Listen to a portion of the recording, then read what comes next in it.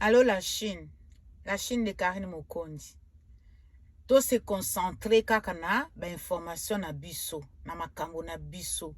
Makambo ya bato etali biso te. Makambo ya bato ya libanda lola etali biso te. Me fashion aza kuna te. Me fashion atalaka o Karine sali. Me fashion asalaka ba information o Karine sali. Me fashion asalaka émission o bato bazana o bazali kolo o bazana niveau moko na Karine. Donc me fashion asala ba émission te o bato bazana se a Karine, me fashion akoma kolobela ka bango, me fashion akoma kosela bango ba émission non. Me fashion azakuna te. En tout cas ngana koloba makambo ya bato alibanda lola te ezo concerné ngate pe naza nguna. En tout cas ezo salanga ni chaud ni froid.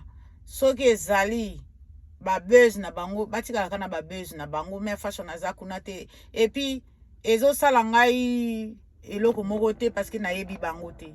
Nayebi ka la baronne. Banani wana. Me fashion osale d'émission. Banani wana.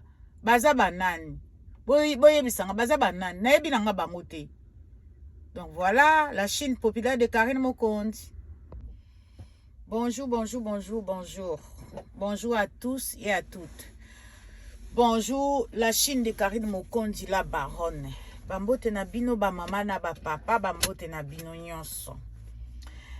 La Chine tozala mpe na mwa reteni tokende mbango te. Me fashion alandaka o Karine asalaka, me fashion ayokaka ba information ya batu te, me fashion alandaka bato misusu te o bazalaka na libanda alola. Me fashion alandaka bato bazalaka na libanda alola te, me fashion ayokaka ka bato bazana lola. Bao bazana kati ya lola nde me fashion ayokaka bango. Donc makambo ya libanda alola en tout cas ezotala me fashion te. Soki bazosala ba buzz na bango ma fashion me fashion de Nantes akotaka na babuzo bawana te.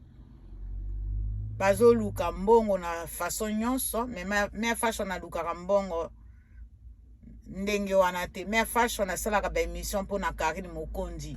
Me fashion alukaka mbongo te po ekotisela na fin du mois lia futa loyer asombela bana futela bana classe. Non. Me fashion aluka mbongo na YouTube te pe o afutela mwana université. Non. Me fashion asalaka musabo moni na bandi musala ekomi compliqué pona sala ba live. Ekomi compliqué pona sala ba vidéo. Donc me fashion alandaka bato baza na libanda lola te. Bato a libanda lola bazoluka mbongo parce que na fin mwana bango il faut balia, il faut basala eloko. Mais me fashion asalaka ba émission pona Karine Mokonzi, la baronne. Il s'agit na sala lolombo na osala lolombo. Mais à ce moment-là na osala lolombo te. Pona yebi ke fin du mois ezana na musika. Mais bientôt na osala cagnotte pona la baronne. Donc voilà, et en tout cas toza naka pona Karine. Ba balinga penza Karine ba vrai ya Karine. Bozala ka wana pembeni